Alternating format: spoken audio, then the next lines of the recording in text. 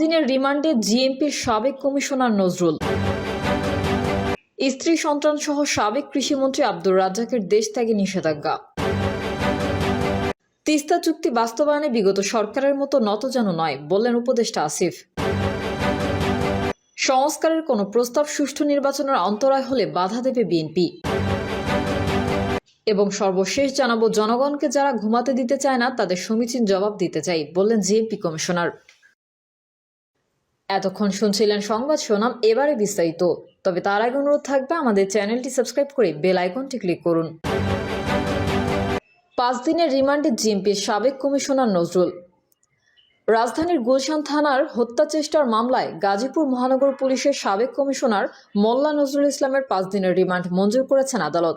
রোববার ঢাকার অতিরিক্ত চিফ মেট্রোপলিটন ম্যাজিস্ট্রেট মোহাম্মদ সানাউল্লাহর আদালত এই আদেশ দেন। এদিন বিকালে তাকে আদালতে হাজির করায় মামলার তদন্ত কর্মকর্তা গুলশান থানার উপপরিদর্শক মোহাম্মদ মাহফুজুল হক 7 দিনের রিমান্ড চেয়ে আবেদন করেন। এর আগে শনিবার মোল্লা নজরুল ইসলামকে হেফাজতে নেয় ঢাকা মহানগর গোয়েন্দা পুলিশ। রাজশাহীর সারদা একাডেমিতে সংযুক্ত ছিলেন মোল্লা নজরুল ইসলাম, সেখান থেকেই তাকে আটক করা হয়। আটকে সহায়তা করে রাজশাহী জেলা পুলিশ একাডেমি। পরে তাকে আটক করে ঢাকার গোয়েন্দা কার্যালয়ে পাঠানো হয়। মোল্লা নজরুল গাজীপুর মহানগর পুলিশ কমিশনার, আর্ম পুলিশ ব্যাটালিয়নের ডিআইজি, ঢাকা মহানগর গোয়েন্দা পুলিশ সহ পুলিশের বিভিন্ন গুরুত্বপূর্ণ ইউনিটে দায়িত্ব পালন করেন। 2013 সালের এপ্রিলে মোল্লা নজরুল ইসলাম ঢাকা ডিবির ডিসি থাকা অবস্থায় এক ব্যবসায়ীকে গ্রেফতার করে 1 কোটি টাকা ঘুষ নেওয়ার অভিযোগ ওঠে। এই ঘটনার পর তার বিরুদ্ধে স্বরাষ্ট্র মন্ত্রণালয়ে লিখিত অভিযোগের পরিপ্রেক্ষিতে নজরুলকে তার ওই পদ থেকে সরিয়ে বিশেষ ভারপ্রাপ্ত কর্মকর্তা করা হয়। তবে একই বছর 12 নভেম্বর ঘুষ গ্রহণের সম্পৃক্ততা না পাওয়ায় নজরুলকে দায়মুক্তি দেয় দুদক। স্ত্রী সন্তান সহ সাবেক কৃষিমন্ত্রী আব্দুর রাজ্জাকের দেশ ত্যাগে নিষেধাজ্ঞা। সাবেক কৃষিমন্ত্রী আব্দুর রাজ্জাক এবং তার স্ত্রী সন্তানের দেশ ত্যাগে নিষেধাজ্ঞা দিয়েছেন আদালত। রবিবার দুর্নীতি দমন কমিশনের আবেদনের উপরে শুনানি দিয়ে ঢাকা মহানগর জ্যেষ্ঠ বিশেষ জজ জাকির হোসেন গালিব এই আদেশ দেন।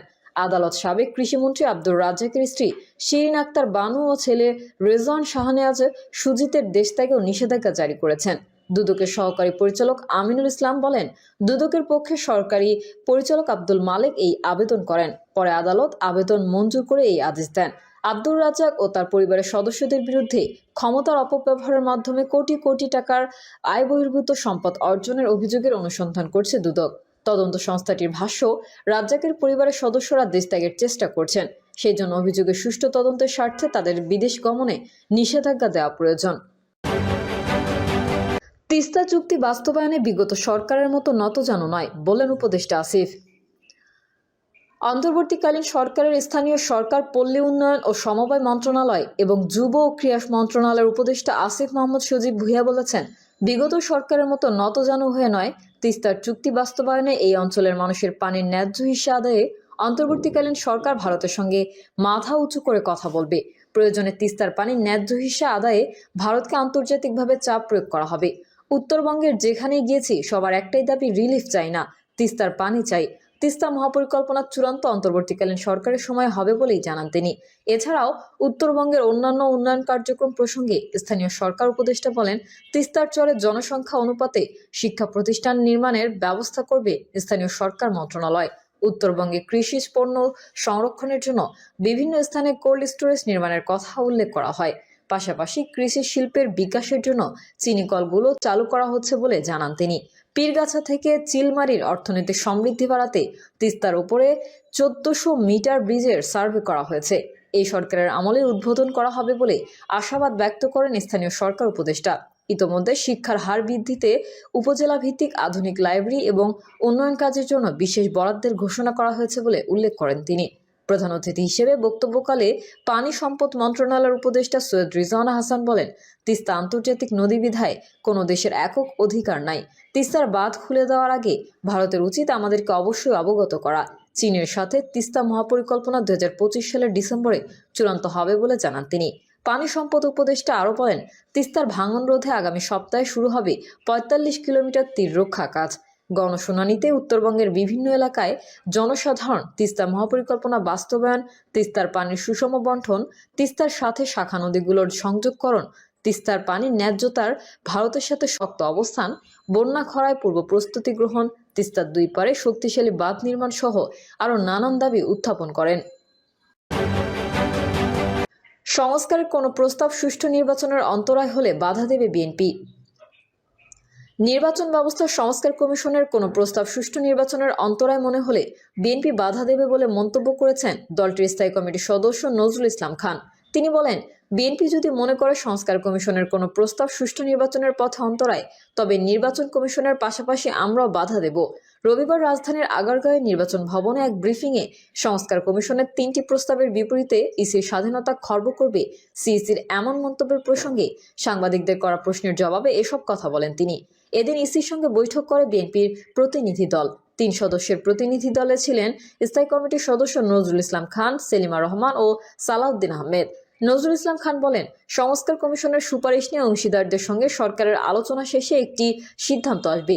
সেই অনুযায়ী যদি আইন বিধির পরিবর্তন হয়, নির্বাচন কমিশনকে তা মানতে হবে। তবে এখনো সেগুলো হয়নি।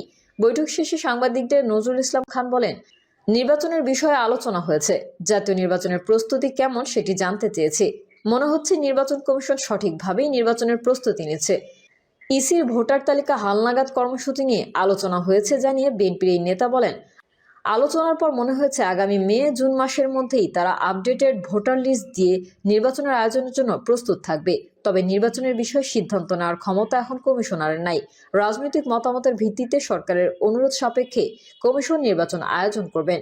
ইসির প্রস্তুতি অনুযায়ী খুব দ্রুতই নির্বাচন আয়োজন সম্ভব বলে মন্তব্য করেন তিনি এবং আরও বলেন, বিএনপি কতদিনের মধ্যে নির্বাচন চায় এমন প্রশ্নের জবাবে তিনি বলেন, যেহেতু নির্বাচনের তারিখ ঘোষণা করার দায়িত্ব সরকারের, আগামীকাল প্রধান উপদেষ্টার সাথে আমাদের একটি আলোচনা রয়েছে, আমরা সেখানে এই প্রসঙ্গ তুলব। জনগণকে যারা ঘুমাতে দিতে চায় না তাদের সমীচীন জবাব দিতে চাই, বললেন জিএমপি কমিশনার।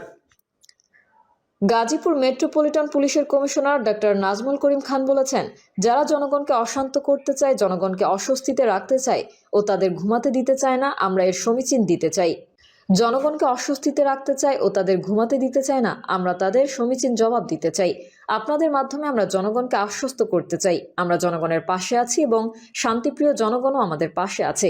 কোনোভাবেই ফ্যাসিবাদের রাঙা চোখ এটিকে বরদাস্ত করবে না। তিনি বলেন, জনগণের শান্তির জন্য যা যা করার প্রয়োজন আমরা অপারেশন ডেভিল হান্টের মাধ্যমে সব করব। জনগণকে আশ্বস্ত করতে চাই, পুলিশ আপনাদের পাশে আছে, শান্তিপ্রিয় জনগণও আমাদের পাশে আছে, তারা কোনোভাবেই ফ্যাসিবাদের রাঙা চোখ বরদাস্ত করবে না। পুলিশের কমিশনার বলেন, আমাদের কাছে ইনফরমেশন আছে, গাজীপুরকে কেন্দ্র করে পতিত সরকার ঘোষণা দিয়েছে, যারা আমাদের ঘুমাতে দেয় না, আমরা গাজীপুরবাসীকে